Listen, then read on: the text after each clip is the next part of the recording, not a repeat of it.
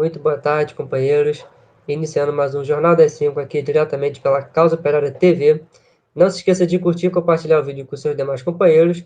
Ajude a divulgar e aumentar o alcance da nossa empresa independente e revolucionária. Torne-se também um membro do canal. Ajude a sustentar e a financiar a nossa atividade aqui, que depende em grande medida do apoio dos nossos colaboradores, dos nossos simpatizantes, dos nossos telespectadores. Pois bem, eu me chamo Lô Monteiro, falo diretamente aqui do Rio de Janeiro, e do outro lado está comigo meu companheiro de toda segunda, companheiro Vinícius. Dê seu boa tarde para os nossos telespectadores. Boa tarde, companheiros e companheiras, telespectadores da Causa Operária TV. É um prazer estar de volta aqui em mais um J5, seu jornal revolucionário, das 5 horas da tarde, de segunda a sexta. Estou aqui diretamente do Rio de Janeiro, apresentando com o companheiro Luan, que acabou de falar. E, bom, podemos aí partir para as primeiras notícias desse J5. É contigo, Luan. Bem, companheiros, como de costume, a gente sempre começa trazendo aqui um pouco do quadro do coronavírus, né, trazer um pouco, fazer um panorama geral, né, de como é que está a situação.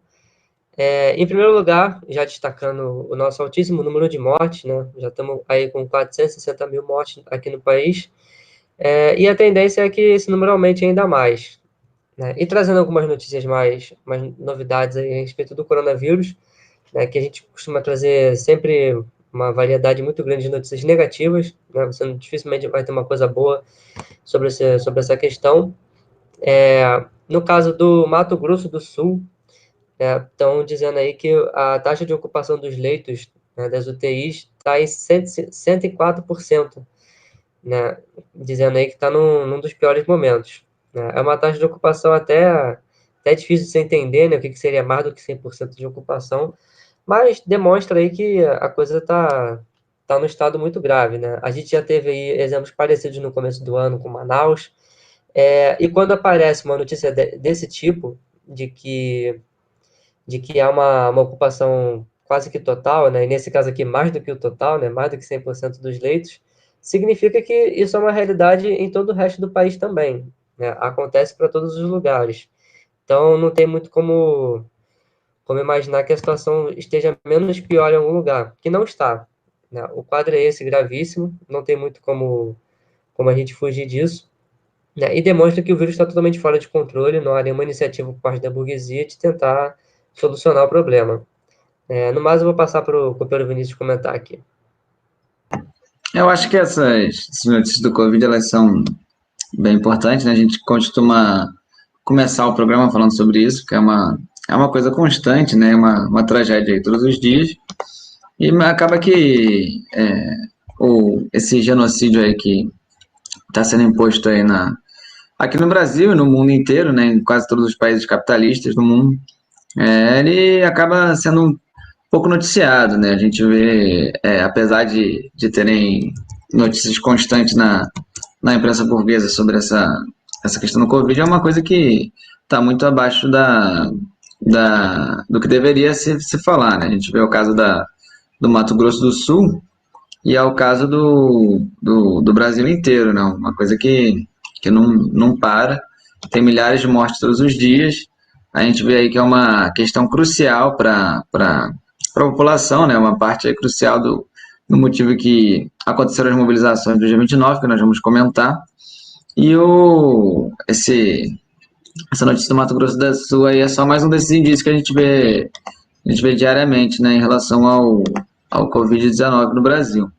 É uma coisa que a gente vê outra notícia aqui sobre essa questão do Covid é que o Brasil hoje ultrapassou aí a Itália e a Bélgica e se tornou o nono país com mais mortes por Covid por milhão de habitantes.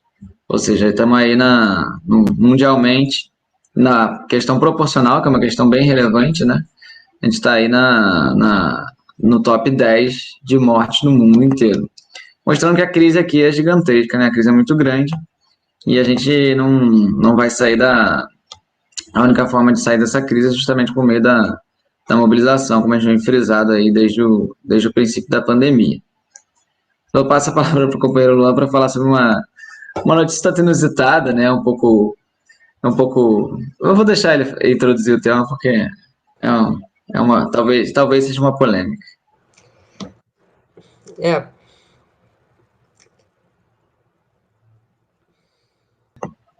agora foi. Pois bem, companheiros.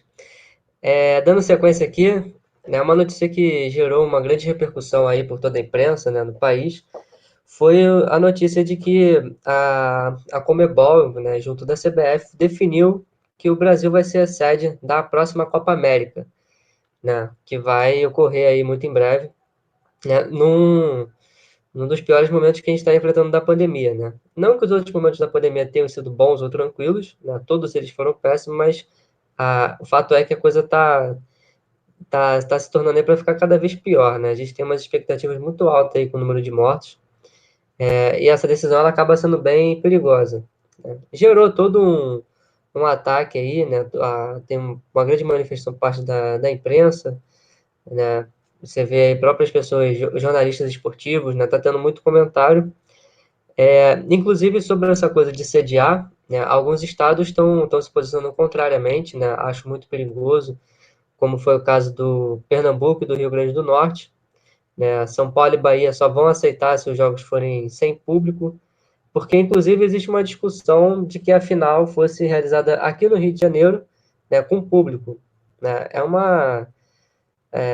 Você vê que é uma situação de crise, né? Uma coisa que está tá meio desesperadora, né? A gente não tem ainda como caracterizar exatamente o que pode vir a acontecer disso daí.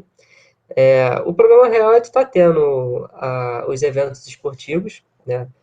Só que é um problema também não ter a torcida, né? Porque ou você tem um jogo decentemente e tem a torcida, ou você não tem, né? Então aqui você abre caminho para uma série de discussões. Mas o fato é que, dado as condições que a gente tem agora, é uma coisa um tanto discutível, né? Se é realmente viável você trazer uma Copa para cá. Mas pelo fato de ter toda essa discussão aí em torno da imprensa, né? Toda essa campanha como se o pessoal simplesmente estivesse colocando tudo na conta do Bolsonaro, por exemplo, né? A gente tem que esperar e observar um pouquinho para ver o que está em jogo, né? Ver o que de fato vai acontecer. Daí eu passo para o companheiro Vinícius comentar aí rapidamente. A gente vê que é mais uma hipocrisia aí da imprensa burguesa que está usando isso daí para como uma daquelas formas de ataque ao Bolsonaro, como se o Bolsonaro fosse aí o grande responsável pelo vírus, né? Que de fato ele é, mas ele é tão responsável aí contra o resto da burguesia, como a Globo, como a Folha de São Paulo, como o Estadão, que estão aí desde o início escondendo os fatos, propagando aí informações que não colaboram aí com um real tratamento da pandemia, né? Na verdade existe uma política genocida aí desses órgãos de imprensa que é expressado, que é a expressão da política da burguesia como um todo, né? E não é uma realidade aí que eles se importam com a saúde da população e por isso eles não querem a Copa, né? Em geral, é uma mistura aí de o que aparenta ser, é uma mistura de ataque do futebol, ataque ao futebol brasileiro e ao Bolsonaro ao mesmo tempo, né? Uma dobradinha aí que leva em conta os interesses da principal ala da burguesia que quer desgastar o bolsonarismo para voltar ao governo no futuro. Essa é a manobra que eles estão tentando fazer. Acho que dá para ver claramente isso, né? Pela cobertura generalizada, você entra em todos os jornais da imprensa burguesa, eles estão falando a mesma coisa, mas como a gente vem comentando aqui desde o princípio, a, um dia de metrô, um dia de ônibus, um dia de transporte público é muito pior aí do que qualquer tipo de atividade pontual, né? Como uma Copa América seria aí uma coisa aí, acontece uma vez, alguns jogos, não tem nem... É ridículo aí você colocar isso como aí a grande Copa da Morte se você todos os dias apoia a ida dos trabalhadores, apoia a reabertura das escolas. É uma coisa muito pior do que isso daí, né? São 50 milhões de crianças, jovens, mais alguns milhões de professores. Isso daí a imprensa burguesa apoia aí quase todos os dias, mas ataca aí de forma hipócrita e demagógica a Copa América. Que como o companheiro Longe explicou, né, na verdade, para não ter que também assumir a política aí de libera geral, deveria, na verdade, a nossa palavra de ordem deveria ser a vacinação para todos, a quebra das patentes, para de fato resolver o problema da pandemia e aí poder voltar à vida normal da população, né? Esse é o principal que a gente deve focar agora. E sobre a vacinação geral da população, acho que o governo Bolsonaro parece ter uma solução mágica, né, para isso. Pode. Pois é, parece que realmente é uma coisa tanto curiosa, né? Como o Vinícius estava colocando, é muita hipocrisia, né, sendo tratada aí. É uma demagogia barata, como é o caso aqui dos nossos queridos ministros, né? O ministro da Saúde, Marcelo Queiroga, né, e aí em companhia também do Paulo Guedes, da Economia, né, estão aí afirmando que a população vai estar toda vacinada até o final do ano, né? Então a gente tem que tem que ter umas coisas bem claras aqui de qual que é o projeto da burguesia diante do problema do coronavírus, né? A gente vê aí 400 mil mortes, né? Chegando aí daqui a pouquinho em 500 mil. A tentativa de realizar um evento de grandiosidade como a Copa América, por exemplo, e o ministro falando que vai vacinar todo mundo. Então, a gente aqui a gente consegue ter uma noção de qual que é a nossa situação, de que a população está totalmente abandonada nessa brincadeira aqui, né? É tudo uma demagogia barata, né? Dos ministros falando que vai vacinar todo mundo, né? Já estamos um ano nessa brincadeira e não vacinamos ninguém. A vacina já está correndo, já completou 5 meses, né? Desde o começo do ano que está nessa história aí e ninguém foi vacinado. E aí você vai confiar de que o governo Bolsonaro, junto dos outros governos, que também são igualmente golpistas e genocidas, né? Como me destaca aí, por exemplo, o João Dória em São Paulo, não vão ser eles que vão resolver o problema do coronavírus, né? É tudo uma farsa. É tudo uma farsa sendo montada aqui e a situação não vai mudar de panorama enquanto a gente mantiver esses golpistas aí que estão atacando a população diariamente, né? É tudo uma grande farsa que não vai levar o problema do coronavírus adiante, não há nenhuma iniciativa de tentar vacinar de fato a população. O que há é esse jogo de cena aí, de um atacando o outro, né? De quem é mais negacionista que o outro, de quem é mais científico que o outro, quem vai dar vacina para não sei quem, né? O Dória aí tinha aparecido como um grande entusiasta aí, o salvador da pátria, que ia vacinar a população inteira e nada está sendo feito, né? Então fica esse joguinho, né? De ficar apontando o dedo para o outro, né? De ficar culpando o Bolsonaro, né? E o Bolsonaro vai, joga para o outro, mas a gente tem que ter uma clareza aqui de que toda a burguesia ela é responsável por esse quadro que a gente está vivenciando aqui, e não há, por parte da burguesia, interesse, né? O interesse da burguesia na atual condição é de salvar o lucro dos banqueiros, não é de trazer nenhuma solução para a população tem mais é que morrer, se depender da perspectiva deles, e esse é o quadro que a gente tem. Não dá para a gente criar expectativa com relação à vacinação, e é por isso que a gente tem que seguir aí fazendo nossas manifestações, como o Vinícius colocou, colocar em pauta a vacinação para toda a população, o auxílio emergencial de pelo menos um salário mínimo, para a gente poder conter o problema da crise do coronavírus. E eu passo a bola para o companheiro aí comentar.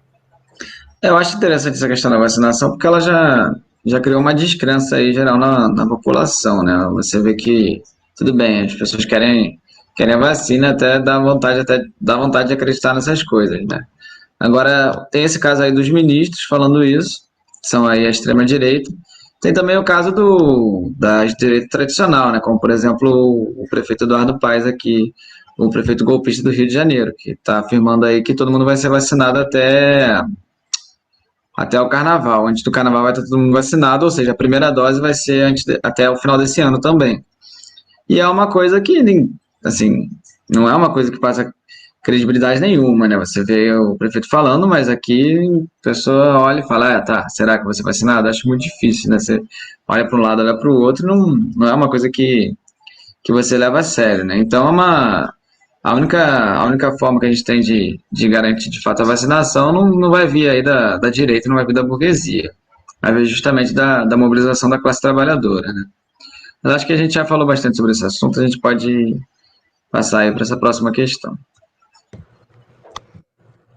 Bem, o nosso próximo tema aqui é dar um destaque aí para um acontecimento recente, né? Um vídeo que apareceu aí pela internet, queria ver se a produção já tá engatilhada aí para poder mandar. Houve mais um modus operandi tradicional aí da Polícia Militar de agredir e reprimir a população, né? Em uma abordagem feita pela Polícia Militar de São Paulo, né, alguns três homens, três pessoas negras aí foram chamados de neguinho e de lixo, né, e acabaram sendo agredidos pelo policial, né? Eu vou pedir para a produção passar aqui o vídeo, né, e depois na sequência pode passar para o companheiro Vinícius também comentar.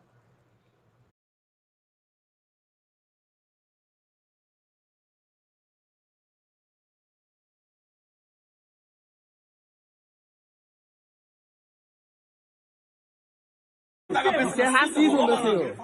Isso é racismo, hein?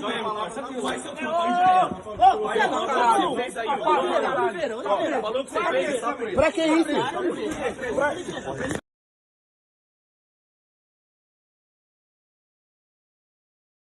Dia a dia da Polícia Militar Brasileira, não é nenhum evento fora do comum, não é nenhum evento relativamente violento, é só um dia normal para a PM, né?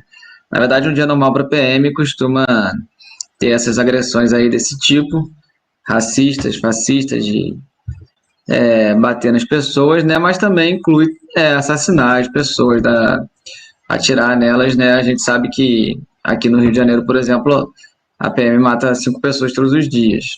No Brasil inteiro o número é muito maior. E agora ficou escancarado aí na chacina do Jacarezinho, que não é só a PM que faz isso. São todas as forças de repressão do Brasil, que são fascistas e assassinas. A gente vê aí que é uma tendência geral aí de todas as polícias brasileiras, da Polícia Federal, né, que a gente sabe aí é pior ainda, né? Que ela dá golpe de Estado, mata muito mais gente, né? Se você for pensar no impacto geral. Até a PM, até a Polícia Civil aí, todas essas polícias são fascistas. E é isso que eles fazem no dia a dia, né? Agredir as pessoas, assassinar. E é por isso que a gente defende aí o fim de toda a polícia, fim da polícia, fim de todas as forças de repressão e a organização da autodefesa do povo trabalhador, né? Que isso daí que aconteceu é uma coisa corriqueira e tem um objetivo aí de reprimir politicamente a classe trabalhadora, a classe operária, né? É um regime de tacar o terror no povo, de deixar todo mundo o tempo todo com medo da polícia, de dar todo o poder aí para o policial agir como ele quiser, para impedir que a população se manifeste, para impedir que a população lute pelos seus direitos, né? Isso aí é o modus operandi, né, do regime brasileiro, do regime burguês do Brasil. Esse nível de violência aí para cima, né? Isso daí não é nada demais, é só por acaso foi filmado, mas a gente sabe que isso acontece todos os dias, né? E aí, se você incluir aí o que é feito com os moradores de rua, com a população pobre como um todo, a gente sabe que isso daí é mais do que comum, né?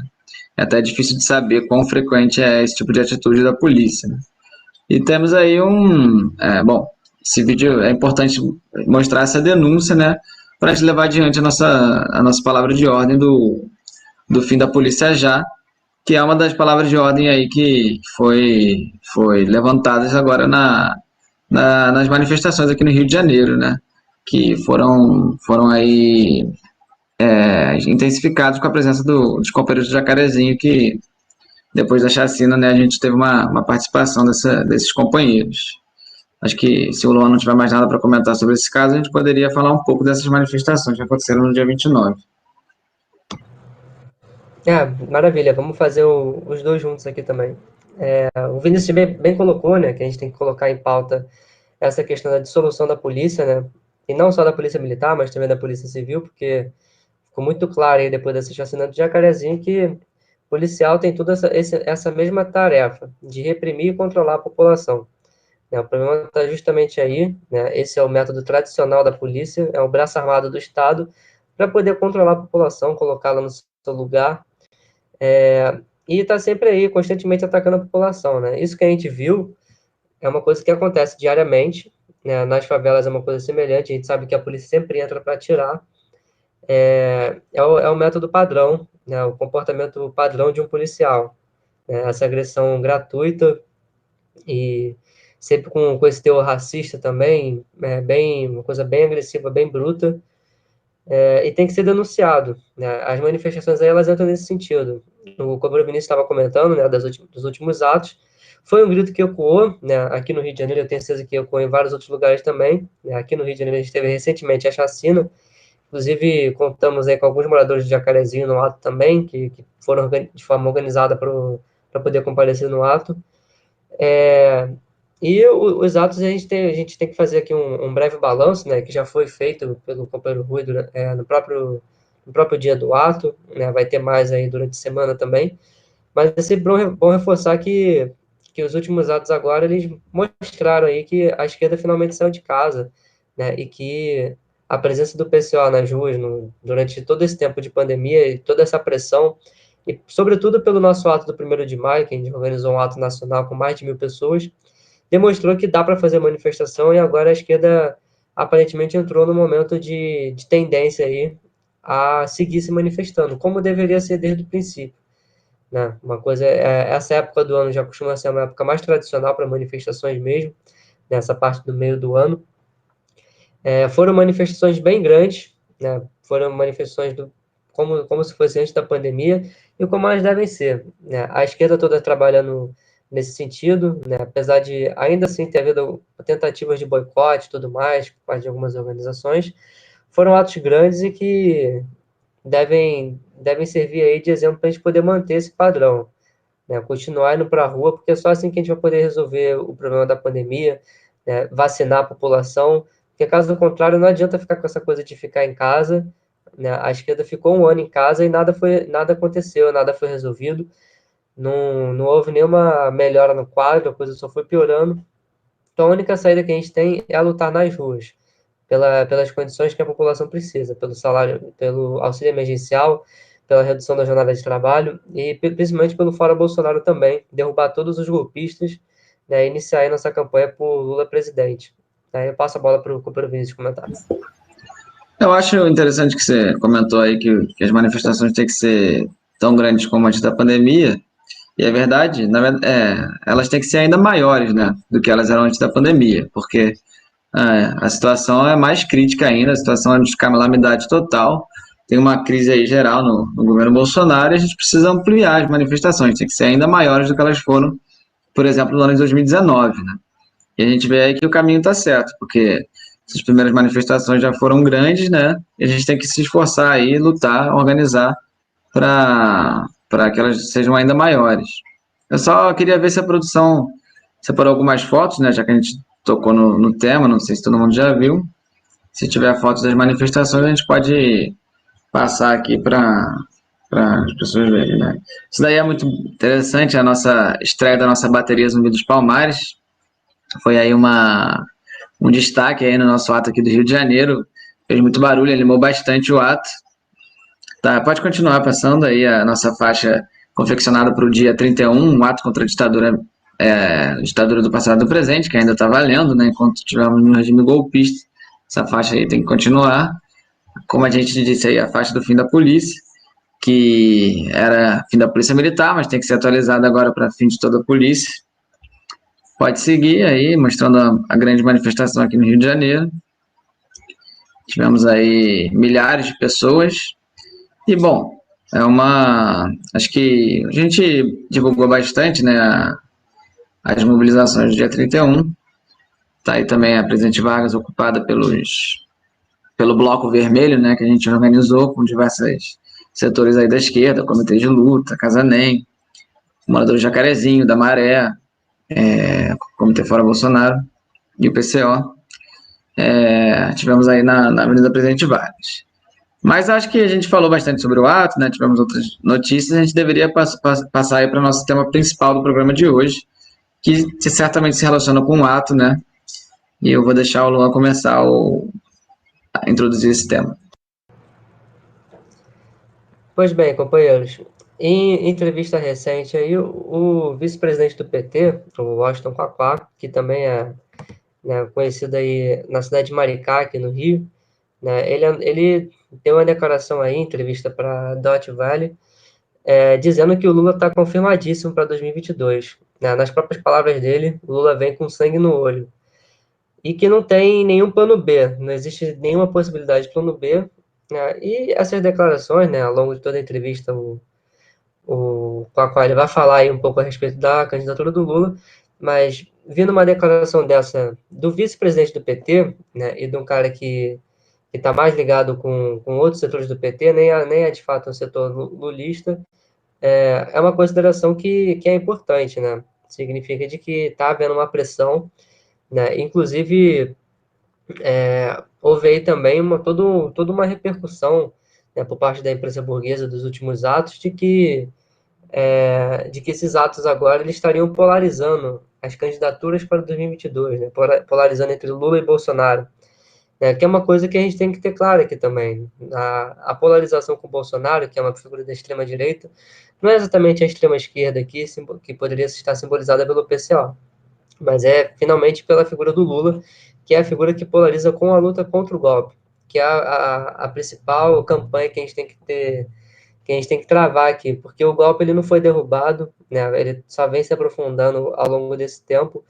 O regime golpista não conseguiu tomar o controle da situação, e para poder tomar esse controle da situação, para poder colocar as coisas no seu devido lugar, teria que retomar o controle do Estado para a burguesia tradicional, né? Para aquela direita também conhecida como Centrão, o PSDB, o PMDB, o DEM, né? E não deixar com o bolsonarismo. Então, para a gente poder derrotar de fato a direita, a gente tem que fazer essa campanha aí pela figura do Lula, que é a única pessoa que consegue. Ele é a nossa ferramenta para poder alcançar uma verdadeira mobilização de massas, né?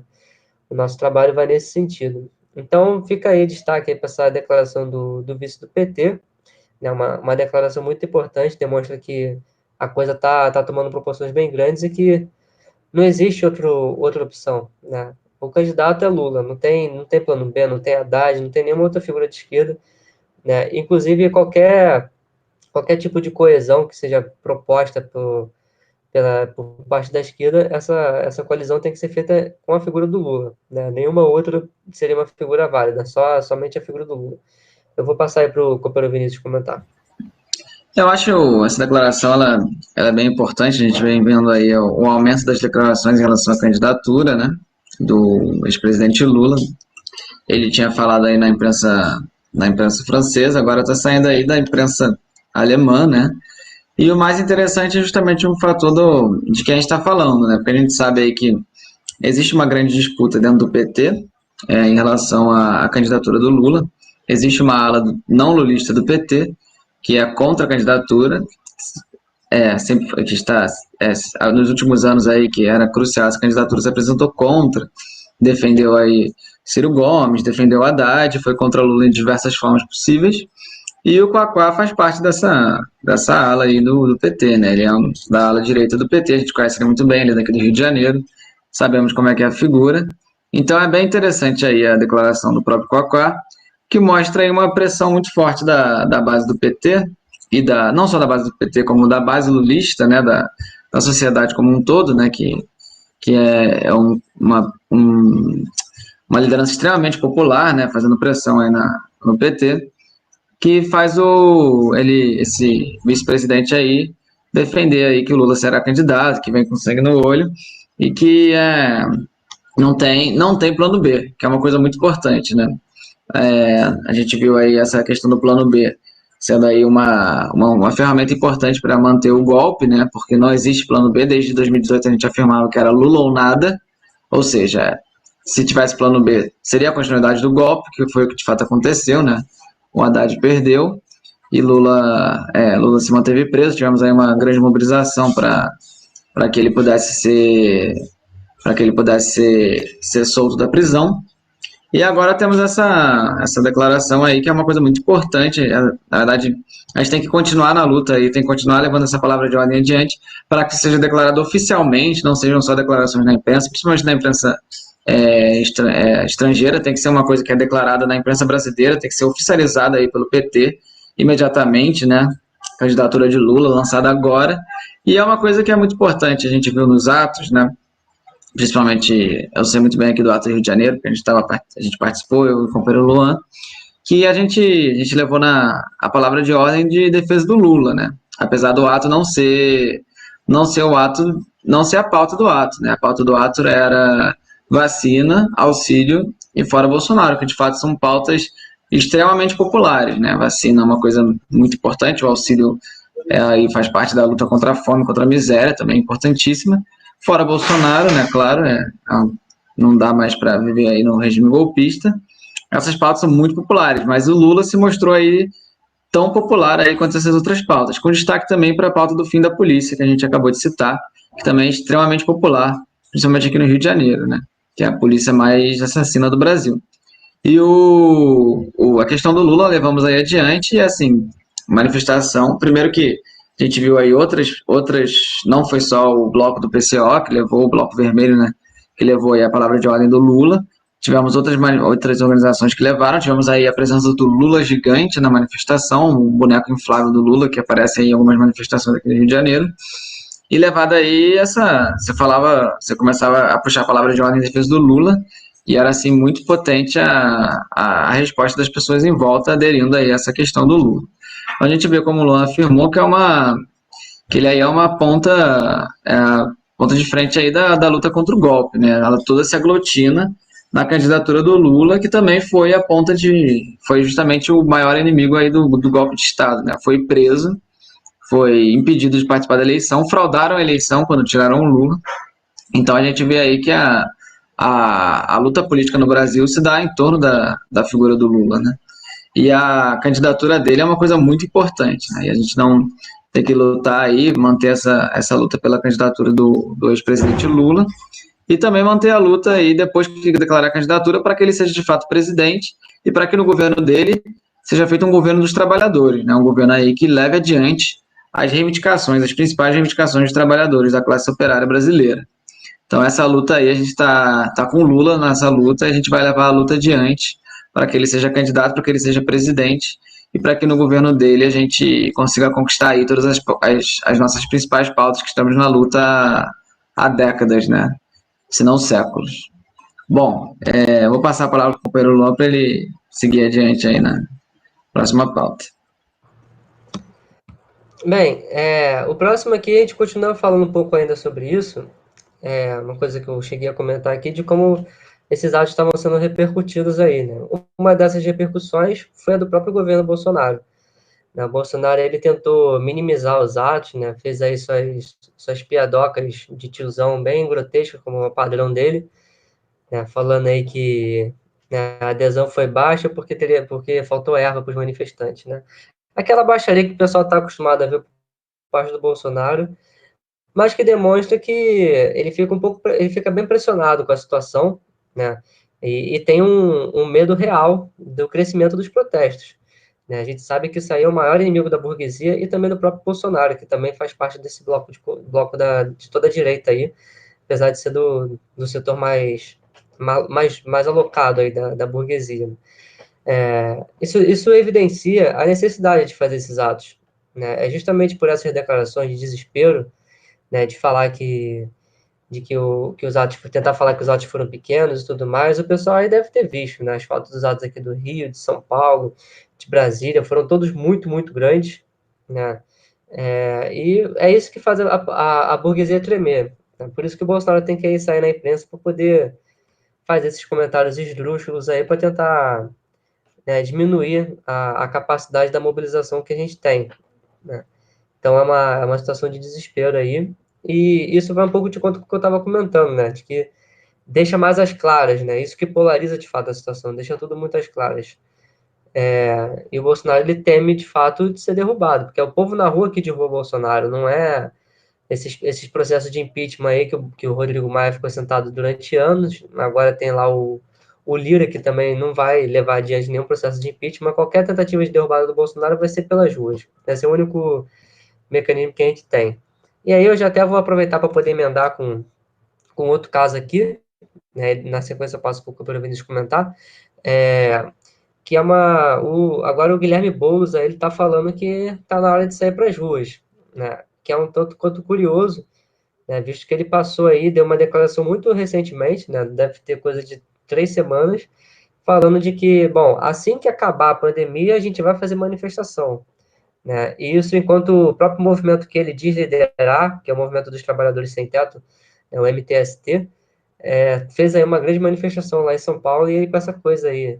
Tá? O Guilherme Boulos ele faz parte dessa política do fica em casa, né, com exceções, né, porque na época da eleição o Guilherme Boulos estava lá fazendo campanha torta à direita todo dia na rua, né, com uma convicção militante ali impressionante. Né? Então tem casos e casos aí onde a esquerda define se é ou não o caso de ir para as ruas. Né? A esquerda ela escolhe, ela não vai por uma questão exatamente de necessidade da população, né, mas das necessidades individuais dela. Esses atos são chamados porque há uma pressão da base. Né, os atos, como o pessoal que participou deve ter visto, foi um ato de muito militante de base mesmo, de pessoas que não participam de organização, né, tinha muito estudante nos atos, então a necessidade que está surgindo agora, ela vem principalmente da base. Esse pessoal da direção faz todo esse trabalho para poder avacalhar as manifestações. E esse Guilherme Boulos, ele é um verdadeiro palhaço, né? Porque ele faz essa sacanagem aqui de ficar desmobilizando a população o tempo todo. Foi ele que acabou com as manifestações lá na Paulista, fez aquele acordo escroto com a Polícia Militar para poder dividir a Paulista com os fascistas. O cara estava trabalhando todo momento para poder avacalhar a luta. E agora, quando ele viu que o pessoal saiu quase que por conta própria, ele fala, não, agora a gente pode ir para a rua. Antes tinha problema da pandemia, agora não sei. Não sei se na concepção do Boulos a situação do coronavírus diminuiu, mas eu suponho que não. O fato é que durante todo esse tempo a pandemia do coronavírus estava rolando solto, o pessoal estava morrendo à beça, e a esquerda simplesmente falou, não, vamos ficar em casa, não vamos fazer nada. Então você vê que esse argumento, né, toda essa farsa montada em torno da política do fica em casa, ela é totalmente sustentável, não tem mais como você segurar essa barra, porque não tem mais essas condições. O pessoal já viu que tem que ir para a rua, que não tem mais essa coisa de vamos ficar em casa para nos resguardar. Essa coisa de ficar em casa era, na verdade, uma desmobilização muito concreta das manifestações. As manifestações que ocorreram em São Paulo, principalmente dos torcedores, era tudo uma tentativa de travar a luta popular que, como pudemos ver, a população anseia por essa necessidade de ir para as ruas. Né? O simples chamado das maiores organizações do país de fazer uma manifestação levou a esse ato aí. Um ato que não foi amplamente convocado, amplamente organizado, simplesmente falou, vamos tirar um dia para fazer um ato nacional e foi feito. Então, a gente tem que denunciar aí também essa canalice aí por parte da própria esquerda que atua aí totalmente a reboque do que a direita propõe. Né, de essa política não deixar abaixo o genocídio que está sendo promovido à população. Eu passo a bola para o Super Vinícius comentar. Alguns comentários sobre esses tópicos, né? Primeiro, eu queria falar rapidamente sobre a questão do Bolsonaro, né, dele ironizar os protestos.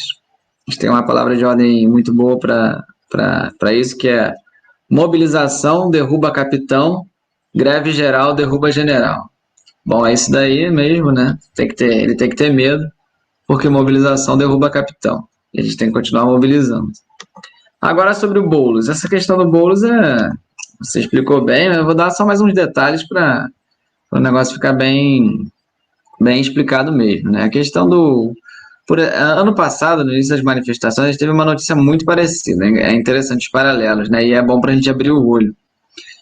Teve uma plenária que foi deliberado um ato de rua. E o Boulos foi contra o ato de rua ano passado. E aí, quando chegou a hora do vamos ver, ele apareceu no ato. Quando ele viu que era um ato grande e tal, ele foi lá e apareceu no ato. E foi nesse dia aí que ele começou a levar a manifestação para o Largo da Batata e desmobilizar a manifestação na Paulista. Isso foi ano passado, ele era contra os atos de rua também, porque fica em casa, não dá para fazer ato, a mesma coisa. E aí, quando teve ato, ele apareceu, falou que era momento, que tem que ser assim, não sei o quê. Como fazem a maior parte daí das direções burocráticas da esquerda que não querem mobilizar a população, né? Que é o caso do Boulos. E agora, esse ano, a mesma coisa. Chegou aí um pouco antes do 1º de maio, fazendo uma pressão aí contra os atos do 1º de maio que estavam para acontecer. Ele falou que não era a hora de sair às ruas. Teve o 1º de maio, a população viu que dava para sair às ruas, o próprio MTST viu que dava para sair às ruas, saiu às ruas. Começaram a ter mobilizações no Brasil inteiro, e aí o Boulos saiu às ruas e aí mudou completamente o discurso, falou que dava para sair às ruas, que é o momento, não sei o que, e não tinha mudado nada. A quantidade de mortes era a mesma, a questão do Covid era a mesma, não teve mudança significativa na pandemia, não desceu muito o número de casos, é só porque ele viu que as bases estavam na rua e saiu aí para não se desmoralizar ainda mais. E é interessante, né, porque se você seguir as próprias declarações dele, né, você vê que o gente na rua é o componente que faltava para o impeachment de Bolsonaro. Ele fala aí que são 3 componentes, né? Um deles é a queda de popularidade. Bom, nunca teve a popularidade de Bolsonaro, dava para derrubar ele desde o início. O outro é a crise política. A crise política está aí desde o golpe. E o terceiro é a gente nas ruas. Esse aí eu concordo, dá para concordar com ele. Na verdade, os outros 2 também dá para concordar, só que a gente acha que provavelmente discorda do momento que daria para derrubar o Bolsonaro, que daria para derrubar o Bolsonaro desde o princípio, né? Agora, a gente na rua é uma coisa realmente interessante, é realmente necessária. Precisa ter gente na rua para derrubar o governo, derrubar o regime golpista como um todo, né? Só que esse Boulos, ele não era a favor de gente na rua até 4 semanas atrás. Ele era contra a gente na rua. Então, o Boulos, basicamente, seguindo as próprias palavras dele, né, era a favor da manutenção do governo Bolsonaro até o fim da pandemia. Ou seja, mata aí todos os brasileiros, né? Quando é que vai acabar essa pandemia? O governo Bolsonaro e a pandemia são quase um sinônimo, né? Enquanto tiver Bolsonaro, vai ficar tendo pandemia, não tem nem perspectiva de fim, né? E ele era contra a mobilização da população por causa dessa suposta política aí de não de se resguardar aí, que é uma política completamente absurda, né? Então a gente vamos repetir aqui, todo dia a esmagadora maioria da população sai, né? Não tem, fica em casa, não existe fica em casa. Todo mundo sai de casa, a maioria do povo sai de casa, o povo trabalhador principalmente sai de casa e é quem está morrendo. Não dá para você alegar que não dá para ficar em casa, que tem que ficar em casa tem que ficar em casa só para se manifestar. Mas para trabalhar tem que sair. Isso é um argumento de burguês, é um argumento de empresário, de capitalista, de patrão. E a esquerda ter esse tipo de argumento é uma coisa completamente absurda, né? Que era o que o Boulos estava falando. Então, bom, a gente tem aí a própria declaração do Boulos falando que ele é contra o impeachment do Bolsonaro, né? Ou seja, ele é a favor aí de uma via aí parlamentar, uma frente ampla, que no final provavelmente vai levar à derrota aí da esquerda e a ganhar alguns cargos, como que a gente viu aí, né, a última vez que foi aplicada essa estratégia da frente ampla, né? Tivemos o caso das eleições municipais e das eleições da Câmara e do Senado.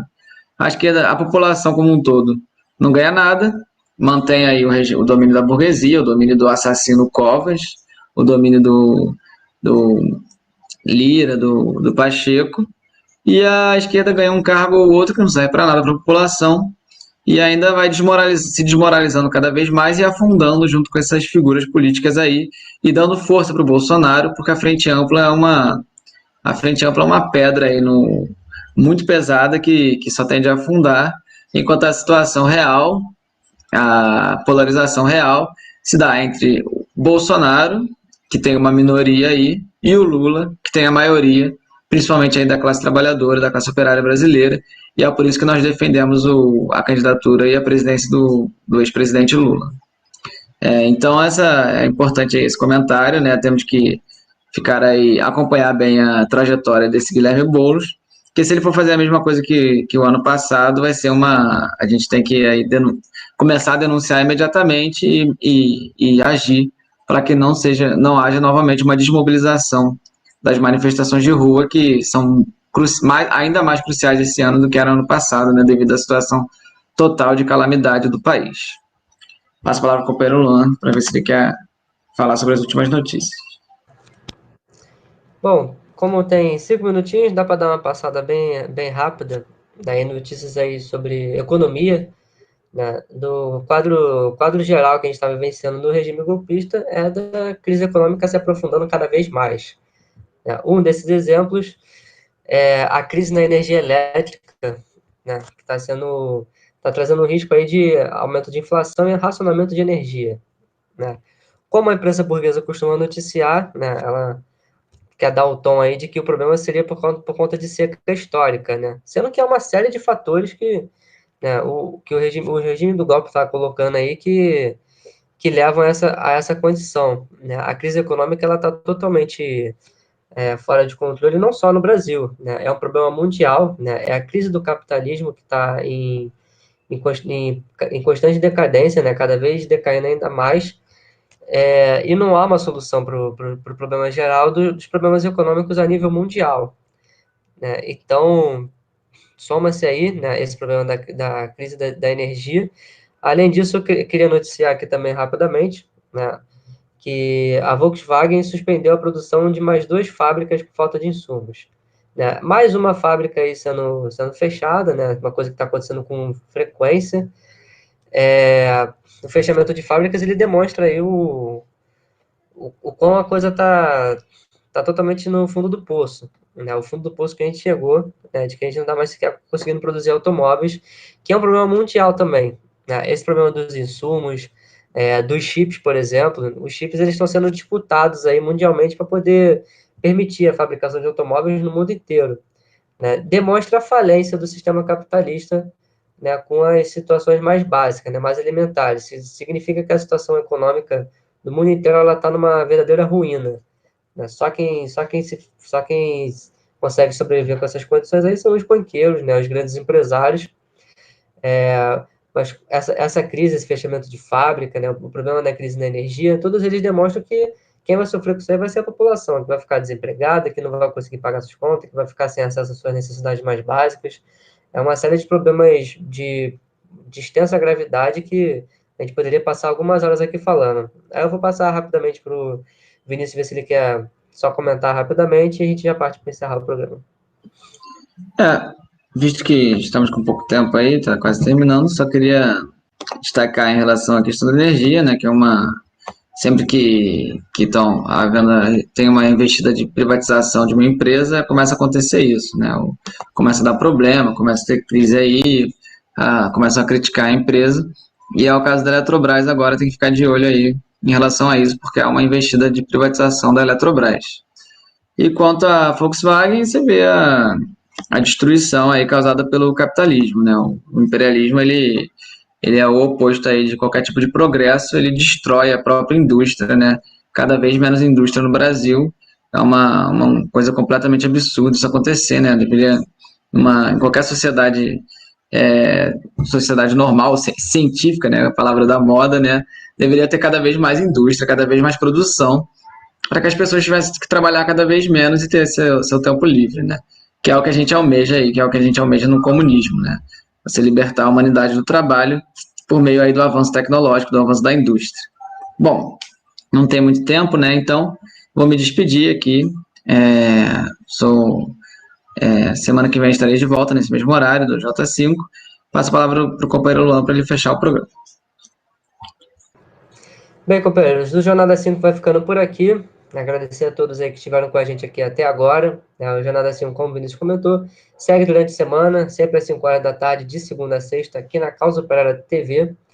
O sinal da Causa Operária TV segue com seu sinal 24 horas por dia, tendo programação todo dia, quase o dia inteiro de programação ao vivo, né, programas inéditos o tempo todo. Então, continue acompanhando aí com a gente. Não se esqueça de tornar membro do canal e compartilhar o vídeo com seus companheiros, ajudar a aumentar o nosso alcance da nossa empresa revolucionária. O jornal vai ficando por aqui, né? Eu desejo a todos que estiveram com a gente aqui um excelente final de tarde e até semana que vem, companheiros.